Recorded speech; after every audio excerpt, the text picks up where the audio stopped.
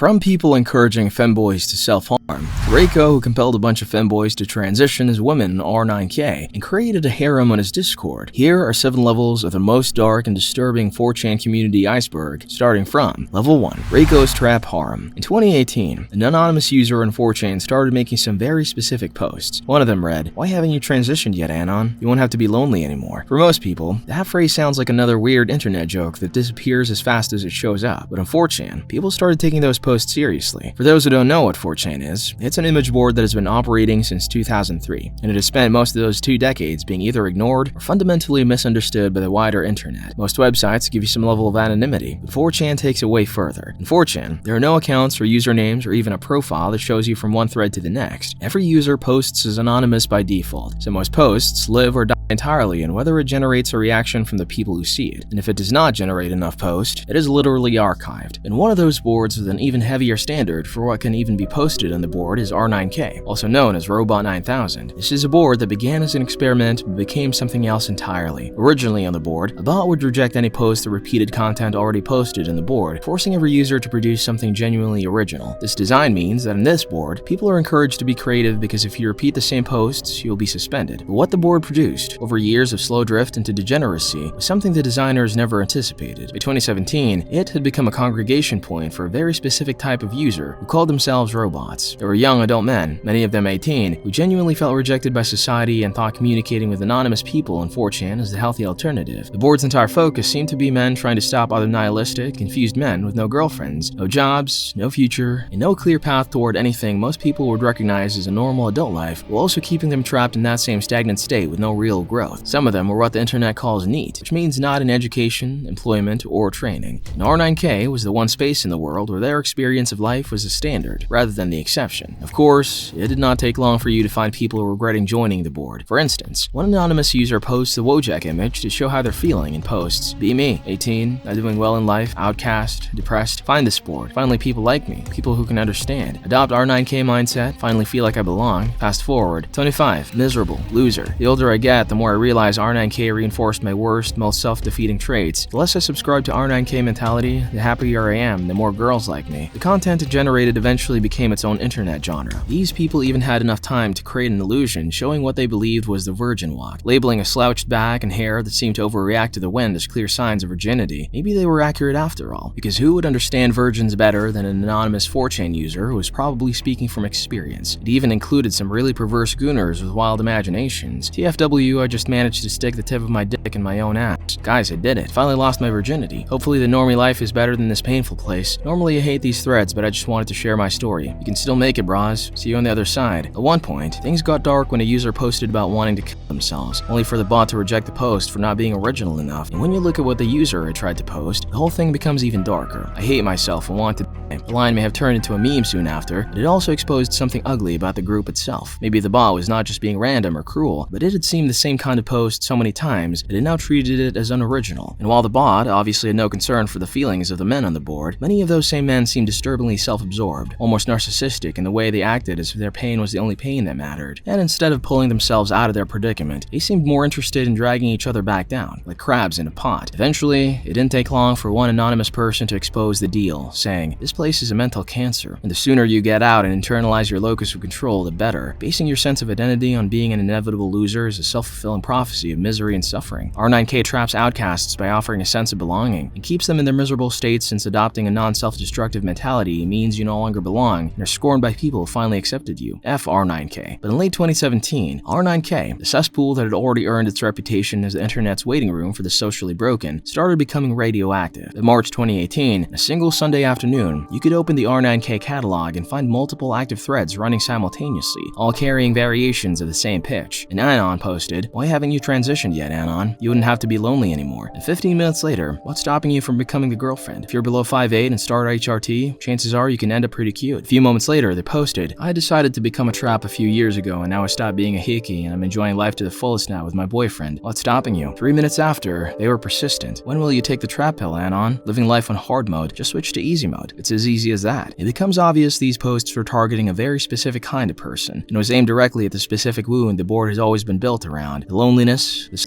frustration, and the accumulated belief that something about being these men, in these bodies, in these lives, simply was not working. It was never going to start working. The responses in the thread showed just how differently people on the board were reacting. Some users clearly saw through the pitch, but others seemed to be buying exactly what these posters were selling. When an anonymous user replied simply, "It's really hard to transition, and it's also really scary. I wish I could, though." Another, in the same thread, posted, "I am, though. It's just that right now I'm stuck in some in-between where I could pass, but I'm too autistic to understand how to girl and my voice is terrible." In another thread, a poster wrote, "I'm already living the trap lifestyle, OP. It's great." Then another post replied to the opening post with 4 words, "I already did, never going back." Just a few posts later, another user added, "Can't wait to become a cute girl," alongside an explicit anime image. But the threads also showed that some people still had a bit of reason left. Because yes, body dysmorphia is real, and yes, insecurity can make people desperate for answers, but taking life-changing advice from a random anonymous 4chan user might be just a little insane. One anonymous user said, "This actually sounds more like a cult. It tells you all the good crap that will happen, but you have to mutilate your penis." In the same thread, another user addressed the poster openly. "Stop flooding the board with your trap brainwashing." And Anon then called out what they suspected was really happening behind the scenes, writing, "Keep bumping your own threads and talking to each other. I'm sure your autistic minds finds it hilarious." The response from the thread's instigating poster immediately tried to deflect the accusation, writing, "Why do you want to stay lonely, Anon?" But not every reply sounded like trolling, because one user posted what felt less like a joke and more like a warning from someone who had actually tried to live out the advice being pushed in those threads. Reads all these threads, decide to become a trap, nothing changes, still lonely AF, now my parents don't love me, follow this advice at your own risk. The post came with a sad Pepe image, but no one in the thread engaged with it seriously. Meanwhile, people were beginning to ask who was actually making all of these posts. In one of the early threads, an anonymous user replied to the opening post with a question, "How are you making so many threads?" The opening poster's response was to troll the question in return, "Who, me? I'm just a tranny. What other threads are you talking about?" But on that same day, another thread had a user typing directly, "Shut the F up, Haruka or Reiko. The names had not yet been publicly exposed and the Discord screenshots had not yet leaked." But someone on R9K watching the catalog had already connected the threads to names they had encountered somewhere, and the response from the next poster was, "Who are they?" was answered simply, "Some gays from a Discord thread," next to an image of their Discord conversation. This exchange seemed to be the first documented public appearance of both names in connection with the flood. The screenshots showed Reiko talking to another user named Haruka, listing specific active threads running on R9K at that moment, and he had written, in plain text, that he would not rest until every boy in R9K had started HRT or at the very least, begun cross-dressing. This was after he had posted, "Why haven't you transitioned yet, Anon? You wouldn't have to be lonely anymore. HRT works wonders." And when a user who was probably experiencing body dysmorphia claimed to be past puberty and scared of looking like a hybrid, Reiko would then try to nudge him toward transitioning and taking HRT, or hormone replacement therapy. Medically, HRT is used to treat symptoms of menopause and perimenopause by replacing hormones like estrogen and progesterone that the female body produces less of over time. However, it is also the choice of drugs for men looking to transition into women. But that was exactly the problem. HRT is supposed to be discussed with and supervised by a qualified medical professional, not pushed casually by a stranger on 4chan. Reiko was not a doctor, and the random person on the other side of the screen was not his patient. But even though Anon is still skeptical, Reiko continues to nudge him until he finally admits that they are going to take it more seriously. By the end of that same Sunday afternoon, one of the thread had a user typing in all capitals, "Mod, stop the freaking spam,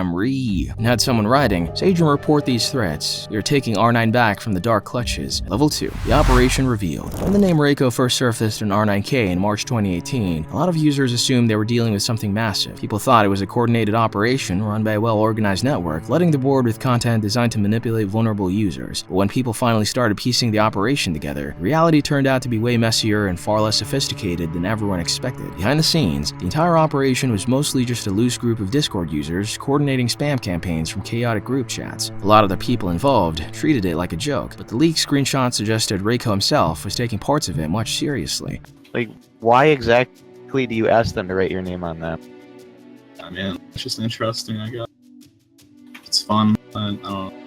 I have lots of like hobbies, yeah. After the initial leak, more screenshots began to surface showing how they work. There we are. Really, it's unbelievable how they think it's just us. It's so dumb how they haven't figured out there are loads of people I've got just to shill. What they began to reveal, piece by piece, was the infrastructure underneath the operation. There were at least 3 separate servers, with each serving a distinct function, running simultaneously and in coordination. The first server was the original, which was an R9K adjacent general community server, run primarily by Haruka, that had existed before the trap posting operation even began. This was where Haruka had been developing his ideas about incels and transition. The second server was the operational server cause after the first server was leaked, and screenshots from it began circulating. The people inside realized they had a security problem, so they built something new. This was the server Reiko internally referred to as Operation Traptopia. It was more compartmentalized, more deliberately structured, and clearly designed to avoid the kind of exposure that had already burned them once. Where the first server had been loose and social, Traptopia was purpose-built for one reason: to coordinate trap threads and R9K at scale, making the activity harder to trace and harder to shut down. Even the name tells you how seriously they were taking themselves by that point. The third server had a different character entirely. Run by Reiko himself and called the Harem, it was presented as something largely separate from the Shilling, a place where he and his trap friends could hang out, play games, and talk. That image started to fall apart when one screenshot from the server revealed a much darker side of him, showing Reiko describing a specific and deeply disturbing fantasy. My ultimate fantasy is kidnapping a cute boy and locking him up in my basement. I will let him consume nothing but soylent, estrogen, and milk mixed with my semen. Every day when I catch him about to sleep in bed, I will enter his room, manhandle him into a chair, restrain him, and put him in front of a monitor that is showing terabytes of trap porn and sissy hypno videos. As the training progresses, it will get more advanced. At the end, he will also be locked in a chastity cage with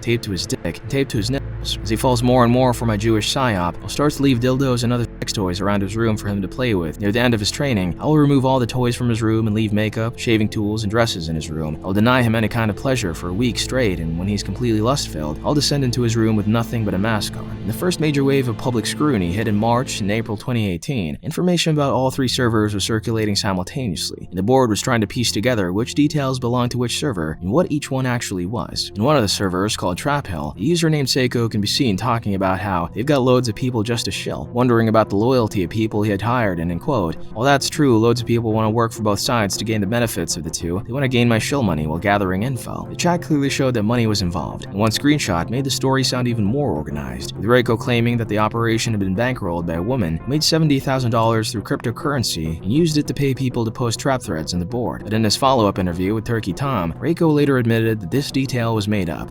Yeah, that was fabricated. We like those screenshots. I think the name that she used was like Orion or some shit. It's not being subtle at all. Like the fact that people fell for it was actually really surprising to me. So a lot of people use the because after the interview there were DMs of you in private where you were like bullshit level 100, and people were saying that that was kind of evidence that you lied in the interview about like the severity of the allegations. But was the reality that you sent those messages and they were sort of you talking about bullshitting because you were explicitly lying like on purpose to make it seem worse? Was that the deal? Well, from my perspective at least, it's always been that we've been doing pretty much all that we can until a point to increase the spread, increase how many people are paying attention to us. And so saying stuff like that and then intentionally leaking it was just one of the tools of the trade. The $70,000 figure appears to have been manufactured to inflate the mythology around the operation, making it seem larger, richer, and more powerful than it actually was. From the inside, the operation looks something like this. Is that we didn't like do a trickle. Like we would just like do these like in-your-face bursts, like 5-10 threads at once, so people would notice and they would like get enraged. Yeah, that makes sense. Like it was easy to realize that it was coordinated in some way, and then you mix that with like the paranoia and narcissism of your like average R9K, and like that was kind of a strategy too. Like we knew that these guys were gonna be fucking like paranoid schizophrenics and be like, we're being targeted. So coordination happened through group chats and what Reiko himself described as really shitty Discord servers. These were informal, low-effort spaces, nothing like the organized command structure the board had imagined. Reiko himself was not operating from some war room or running a professional influence campaign. He was posting from his phone during work. Like if I was like even like at fucking work or something, I just wanted to shitpost on 4chan, like I would just be on my phone. I'll just make a thread, turn on airplane mode, make another thread. So that's how you did it to get around the IP or whatever? Yeah, I mean, like I said, 4chan is like, even like right now, like it's like laughably easy to spam. Like I make off-topic threads on TV all the time. The division of labor within the posting team also reveals how the content was actually produced. Reiko's contribution, by his own admission, was minimal in terms of effort. He described his posts as low effort. Threads that were fucking low effort as fuck. Like I would just Google search anime girl, make that the like thread image, and then I would just be like, you should transition. Being a girl would feel great. And then Amelorate would like fucking like write up paragraphs and paragraphs about the benefits and shit. And why did you do that, Amelorate? Yeah. What was your reasoning for that? Reiko was not the only person involved, because another user, named Amelia, later appeared alongside him in Turkey Tom's follow-up interview and confirmed their own involvement. Although Amelia's approach seemed far more more organized. Amelia was more detailed as she wrote paragraphs with persuasive, structured arguments for why transition made sense for the men reading them. While Reiko was posting throwaway images with single-line captions, Amelia was producing actual content designed to move someone from curiosity to consideration. Amelia later confirmed that the primary motivation was the reaction and the anger it generated. Yeah, it was people being mad, people messaging me on Discord, and especially just being able to join servers and people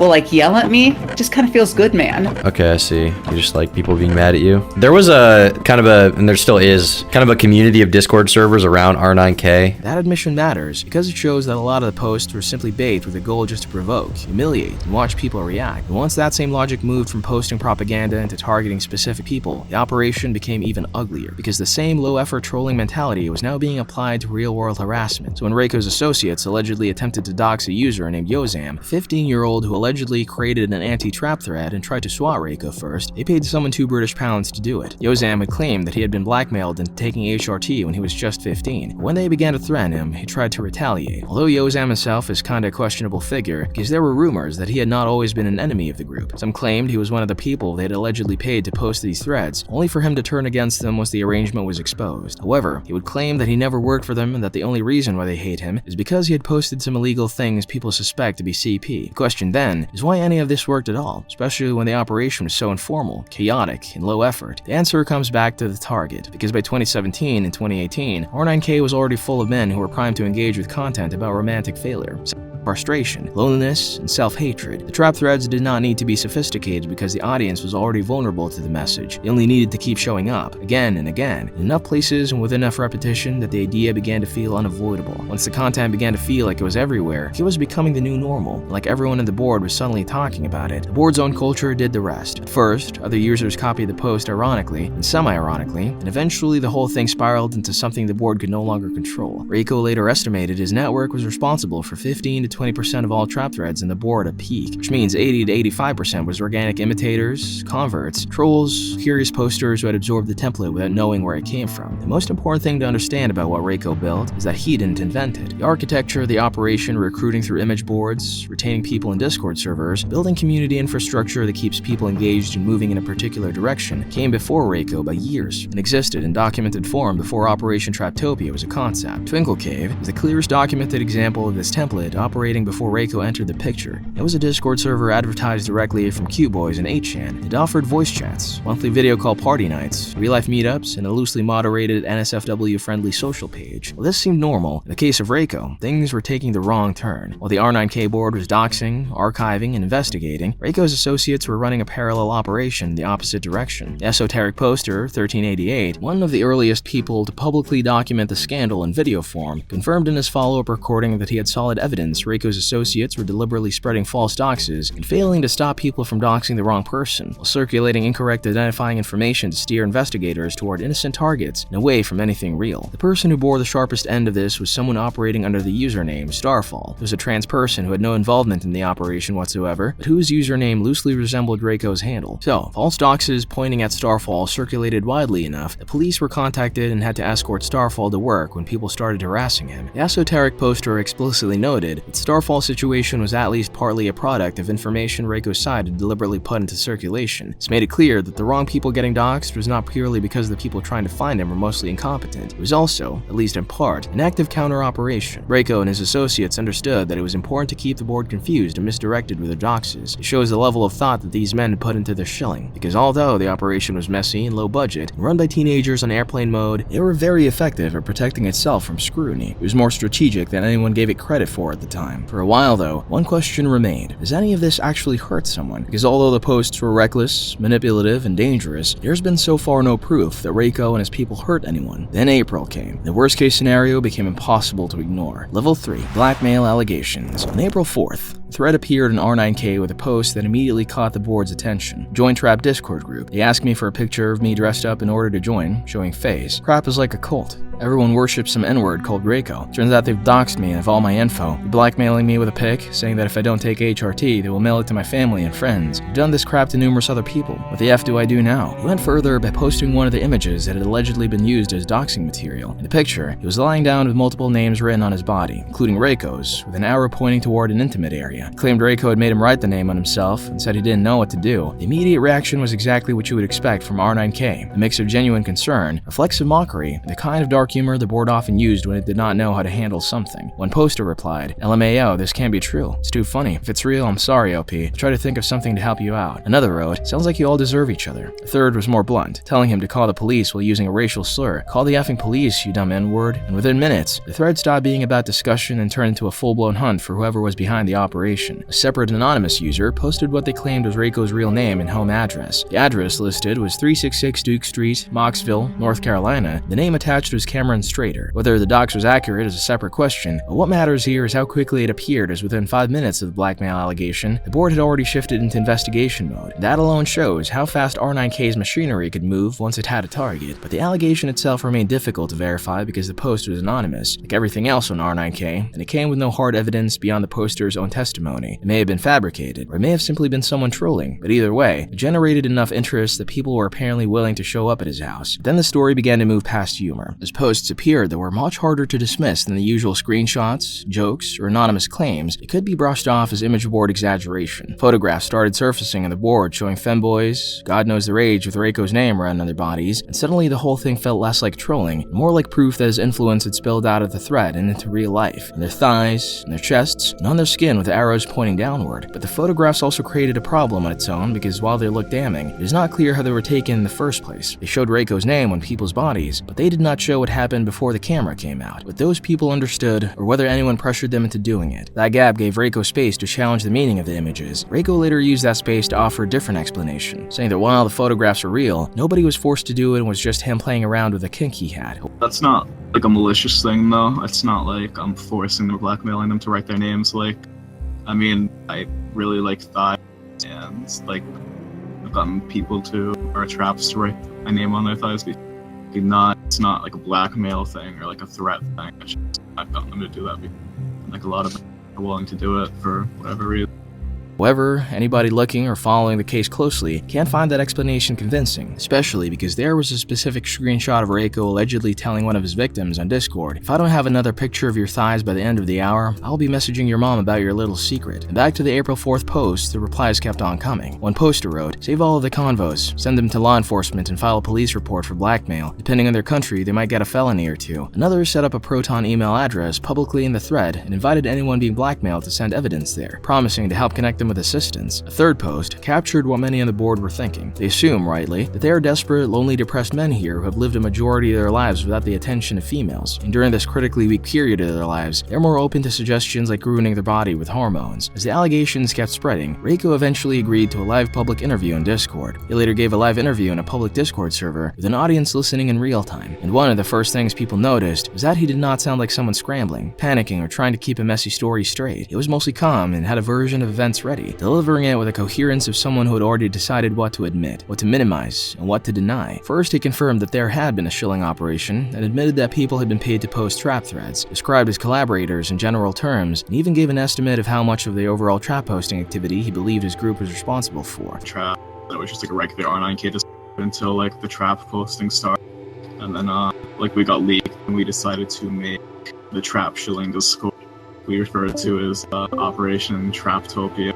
For a while, Reiko's strategy of just talking sounded convincing, especially because he seemed in control and acknowledged the rot that he had been a part of. However, throughout the interview, it seemed he was only giving partial confessions to make himself seem honest. So for the first hour of the interview, there was real uncertainty with people wondering if his allegations are true and if some of the revelations have been exaggerations. But Reiko was clearly not telling everything. He was just telling enough to make people question where the line was between reality and the rumors that was until the screenshots leaked. "Effing level 100 right now." Heh, Renee replied. "Lol, yeah, they're buying it." That's the message Reiko sent to his associates while he was having these interviews, and everything was not as sinister as it looked. Here, he was clearly expressing satisfaction at how the performance was landing. When he found out those messages had reached R9K, something broke completely and immediately. Then, linking a thread on R9K about the blackmail being real, these leaks legit killed it, like it's completely lost. And then, the line that the board treated as the definitive tell. "I'll be homeless. I have no family. If I get swatted unironically, I think I'm going to pretend to reach for a gun." To a lot of users watching the situation unfold, this looked like the moment Reiko realized the interview was collapsing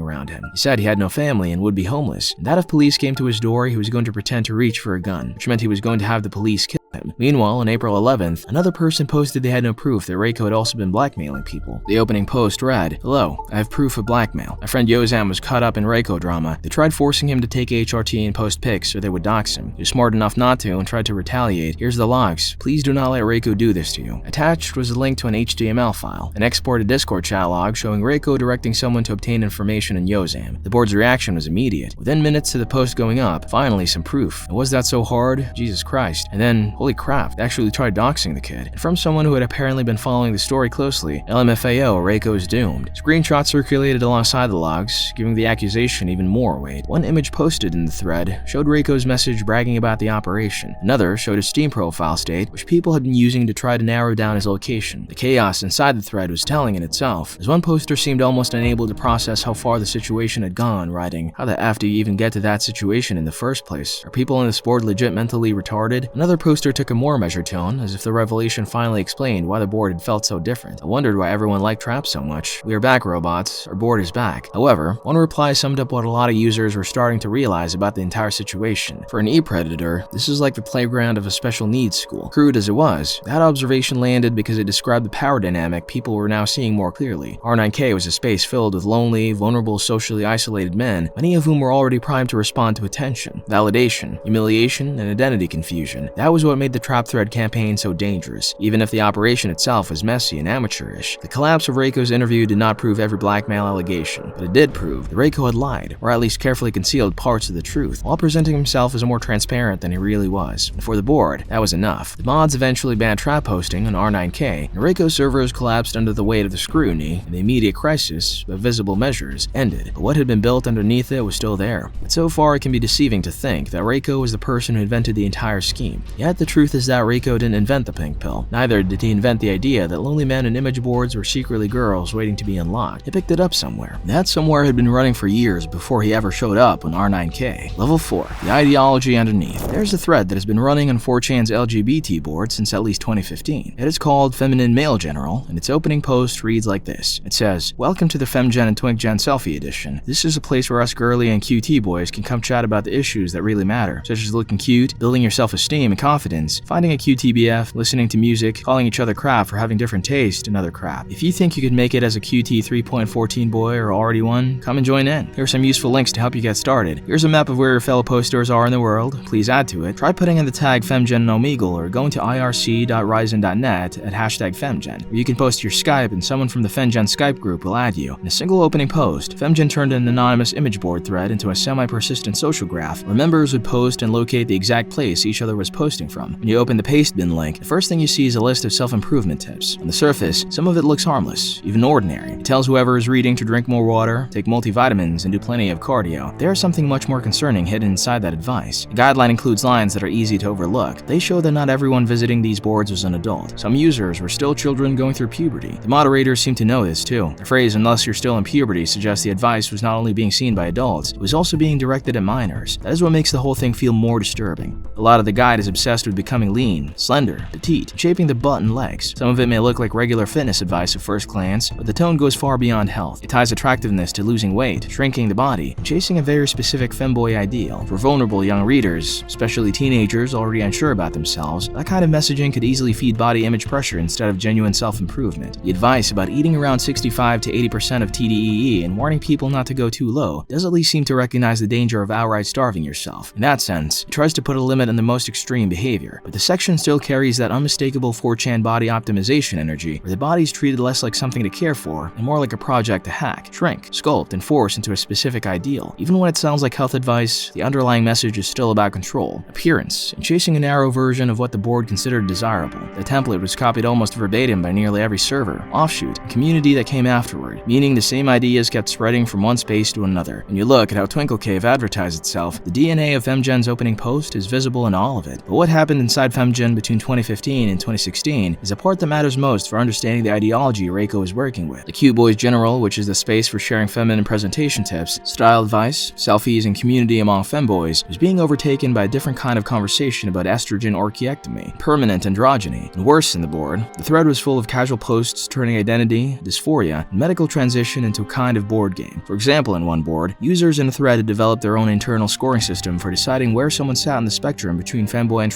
bisexual. Taking AA and estrogen was worth 10 points. Wanting SRS was worth 15. Having a girl name added 6. Understanding the relevant medical terminology added 1. Being over 30 took 5 points away. Once someone reached 15 points, they were classified as a tranny rather than a femboy. And users were not treating this as a detached joke from the outside. They were scoring themselves openly inside the thread, with one user claiming they scored 42 and commented simply, "Legit tranny though." Another scored 56. This is where the idea of medical transition as an aesthetic solution, rather than a response to genuine gender dysphoria, started to become normalized inside these spaces. One post laid out the dividing line clearly. Acceptable for femboy, orky so you don't have to take an AA forever, wearing girl clothes or cross-dressing. Not acceptable or tranny tier, FFS, SRS, referring to yourself as a girl or ma pronouns. That post captures the logic of the HRT-friendly faction, where hormones were not treated as a last resort or a serious medical issue. They were listed first among the acceptable practices, even before cross-dressing. The opposing faction made its position just as clearly in the same thread. Daily reminder that if you take HRT or modify your biological makeup in any way, you're a transsexual. If you need hormones and surgery to look feminine, then you're not a femboy. Femboys are born, not made. If you're one of those delusional gay men that think they can chemically castrate themselves and stay that way forever without testosterone or estrogen replacement, you're in for a rude wake-up call when you start getting health problems. Same for the femboys on estrogen. Once your dick stops working and you get tits, you likely get some sort of dysphoria and want to go back to being an actual man. Stop mutilating your body and accept it as it is. Not everyone can be a femboy. Essentially, this user was saying that taking hormones doesn't make you a better femboy, it just makes you something else entirely. The response from the HRT-friendly side came in another post with a poster arguing that femboy identity was purely aesthetic. Essentially, if you look like a femboy, you are one, regardless of what you have or haven't taken. They described themselves as a eunuch with testosterone levels of 13 nanograms per deciliter, taking neither estrogen or testosterone, and argued that the health consequences could be managed through diet and supplementation. Then they ended with a line that had become the faction's standard dismissal. You want your special little group, so go make your own general for femboys who are fine with masculinizing as they age. Call it twink gen because that's what you are. This really led to a fight with people seemingly banishing these people, saying stuff like, "Go make twink gen for you and your one or two friends that share your retarded opinions. Either way you can get the F out, you're not welcome here." But not everyone saw it that way. There were still users who defended the content and treated the backlash as the real problem, with one poster arguing that anyone who disliked it should simply leave or create a separate thread for people opposed to femboys taking hormones. People who don't like it can all F off. They either need to shut the F up or go create a twink gen or something specifically for people who don't like femboys taking hormones. That would be a sad general though, seeing it only have 1 to 4 people in it tops. What the archived thread also shows was how confused many of the boys in this group were. One post captured that confusion directly. "Oh no, I think I have a problem. I've always wanted to believe I'm trans, but it seems I'm just a superficial femboy. I hate myself." Another post was even more revealing because the user was not speaking with certainty at all. They sounded conflicted, frightened, and desperate for strangers on the board to decide something deeply personal for them. "Goddamn, man, I really don't know what to do. I know it could be so effing cute if I start hormones now, but I'm not trans at all and I effing hate the idea of some chemicals effing with my brain and potentially becoming one of those delusional mentally broken trannies I hate so much. Do I just get some fin and estradiol and be done with it? Is that all there is to it? I trust you. Random friends I made on an American anonymous Japanese cartoon image board to make up my mind." That last sentence is one of the most important parts of the thread, because it shows how distorted the thinking inside the group had become. This was someone in the middle of a genuine personal and medical crisis, asking an anonymous image board to help make a decision that could affect the rest of their life. And of course, the board was going to push people toward choices they might one day regret. To start off, how old are you? You don't need to do a medical checkup, just do a lot of research on hormones and find if you're allergic to any. Nobody in the thread suggested that the person posting might want to talk to a doctor, or that this was a decision that deserved more than image board guidance. And that brings the story back to Reiko, because for all the talk about shilling, trolling, and shitposting, this was not just a joke to everyone involved. Some people genuinely believed in the ideas being pushed. Some participated because they thought the message itself mattered, and one of those people was Haruka. Although Reiko is the name most closely attached to this story, he was not the only important figure in it. Most people focused on Reiko, but Haruka was just as important to understanding how these ideas spread. Although Reiko, by his own account in both his public interview and his subsequent conversation with Turkey Tom, was primarily motivated by a combination of trolling impulse and personal interest in the content, Reiko mostly came across like someone who enjoyed the chaos and did not care who got hurt by it. Haruka, on the other hand, sounded like someone who genuinely believed in what they were doing. Haruka is a different type entirely, because in the leaked Discord screenshots covered Haruka articulated the philosophy behind the operation in terms that were not cynical and not ironic. He thought this through, and was prepared to defend it as not just permissible, but morally correct. In one message, Haruka laid out the belief system behind the push. He imagined a future where there will be no Huns, and all traps will have a big set of nice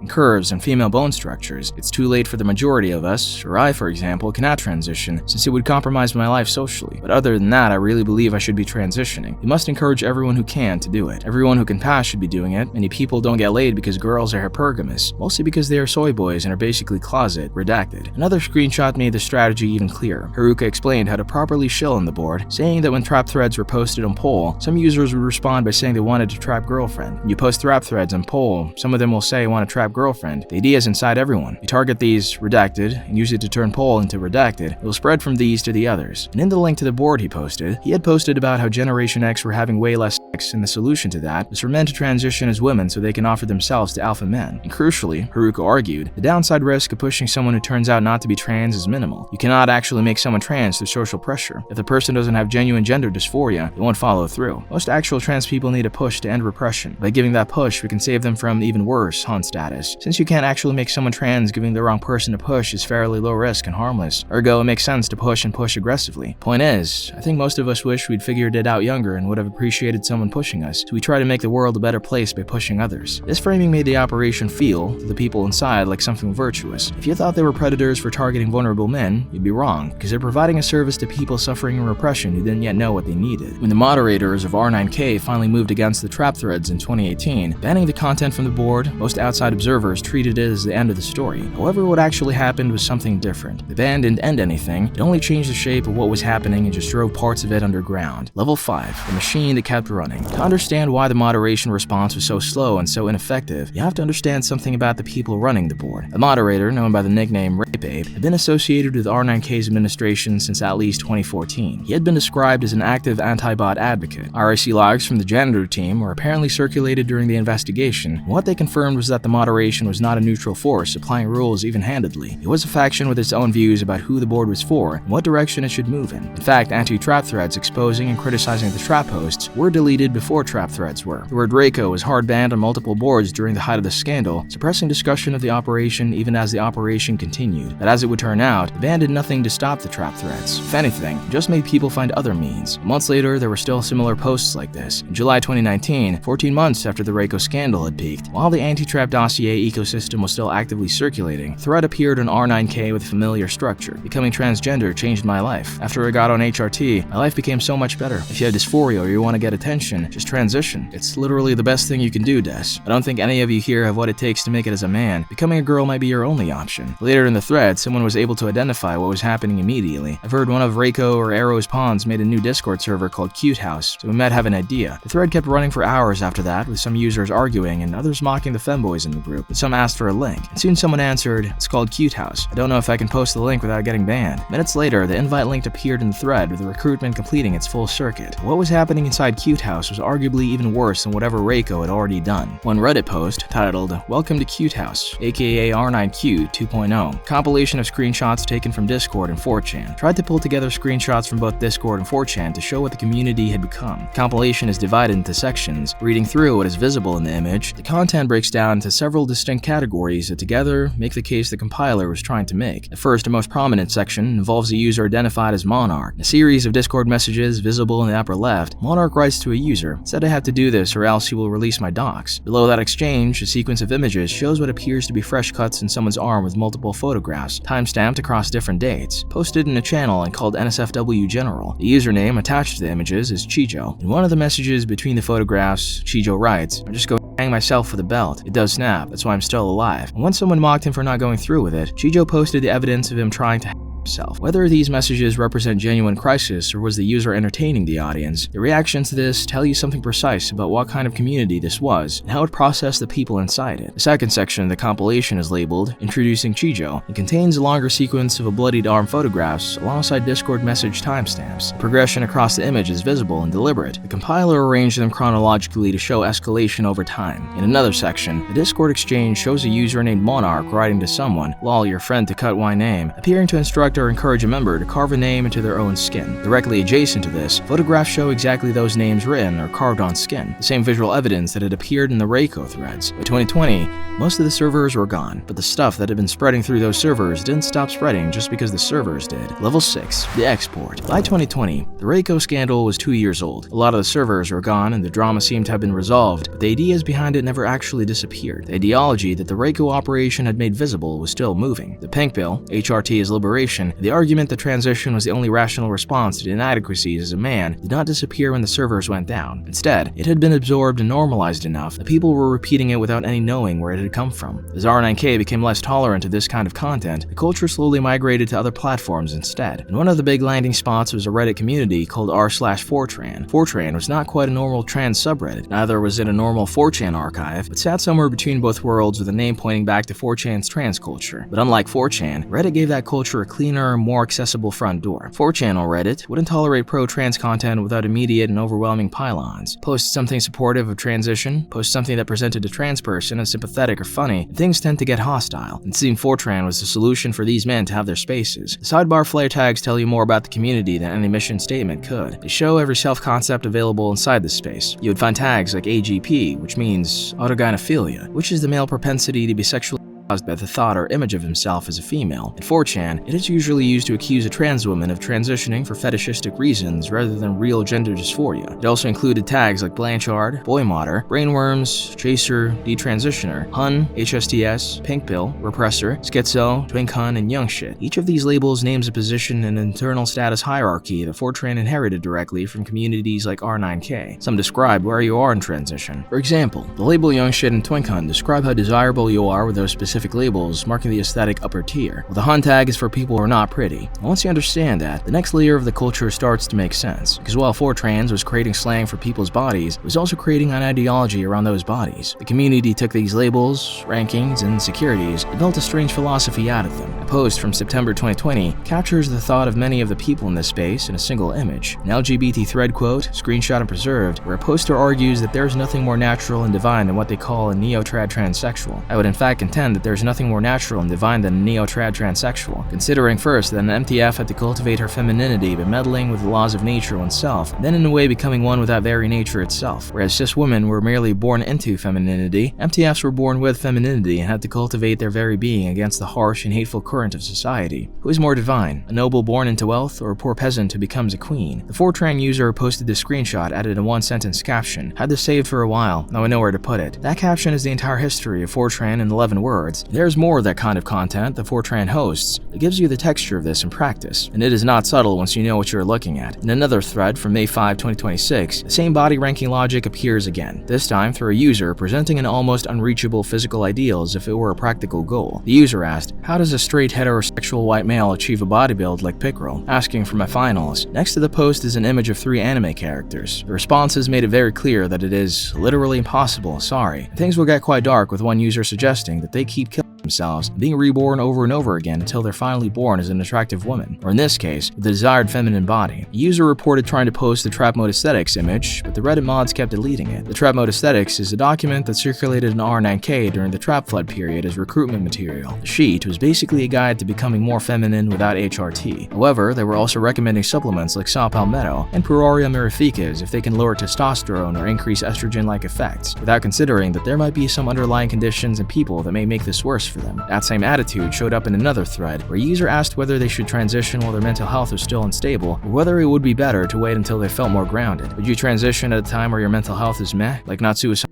but could be better, or would you wait till you've cheered up some more to make the event special? The responses came fast. Yes, you always should ASAP if you're trans. Another warned that the older someone starts, the harder it gets. I would transition as soon as possible. The older you start, the harder it is. The third response is different in register. Going on E boosted my self-image and made me less depressed. Life still sucks and things are depressing, but I don't feel as butthurt about it if I'm a lot less angry in general. That is the problem. None of these people were doctors. They were anonymous posters giving life-changing medical and psychological advice to vulnerable people in a space built on insecurity insecurity, status anxiety, and body ranking. Another user in a separate thread captured the difference between 4 trans style spaces and more mainstream trans spaces in a single comment. Why is it only 4 trans spaces that are like start ASAP because it only gets harder? Like most mainstream spaces are instead like try getting your brows threaded first or whatever. That is true because for many of these drugs which are life-altering, it is better to go toward caution in medical decisions and building a supportive environment before taking irreversible steps toward encouraging people to explore their identity through lower stakes means before committing to HRT. However, on 4chan, things had to happen fast all the time. That is because running alongside 4chan's community formation was something more explicit and more intellectually developed. The Transmaxing Manifesto pushing this stuff with urgency. Transmaxing, as a term, came from 4chan's LGBT board and entered wider circulation between 2019 and 2021. It is basically the practice of transitioning to female, primarily for practical, social, and sexual advantages, rather than simply from gender dysphoria, with the argument being that transition is the most rational optimization strategy for men who have failed as men. The manifesto barely talked about gender identity at all, as it does not make arguments about the nature of gender, or the relationship between biological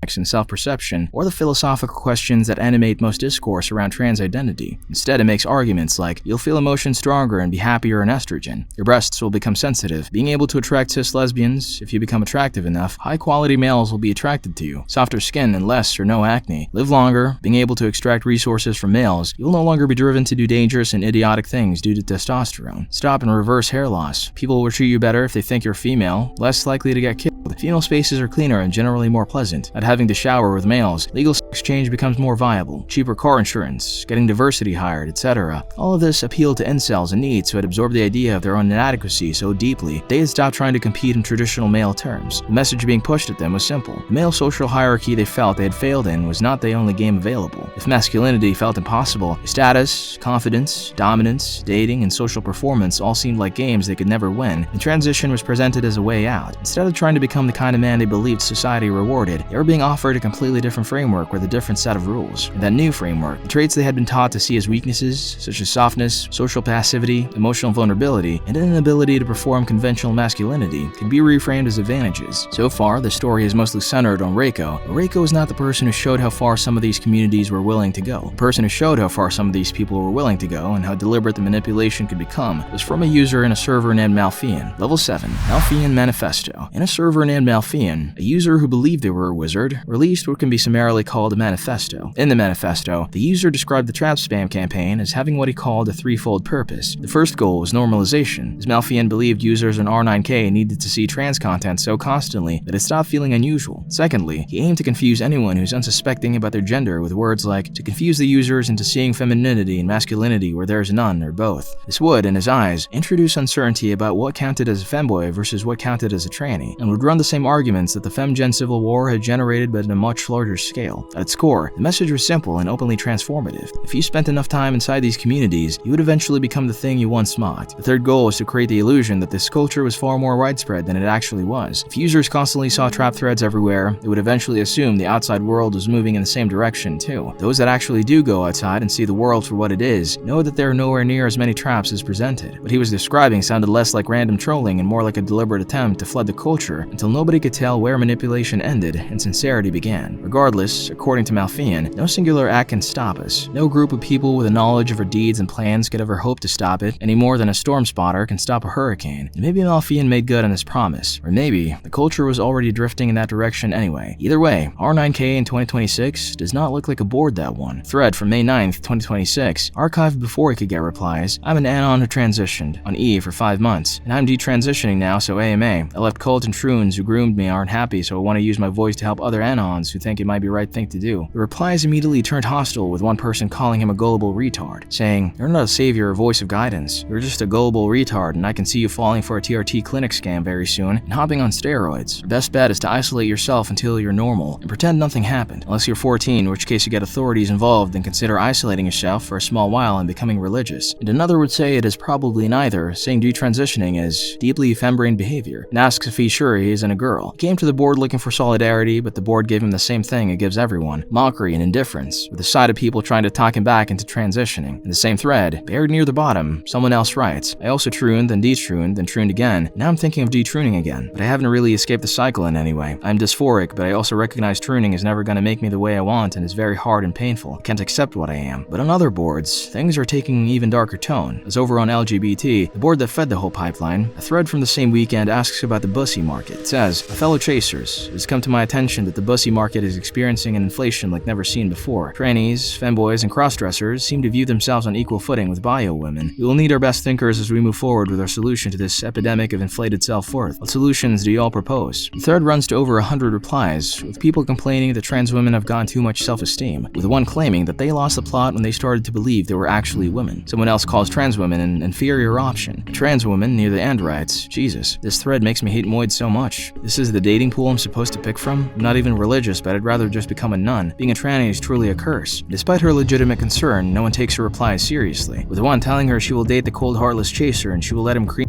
her daily. And on R9K itself, a thread about incels being redefined as machines by a UN Women document generates this reply, posted without irony. On all levels except physical, I am the rape machine. I mentally rape normies with truth nukes at every opportunity. Everyone must and will know the sacred tenets of the black pill. Billions must realize that all women are chattelly whores. I'll never give up my battle for the hearts and minds of my fellow brethren against the evil biohole menace.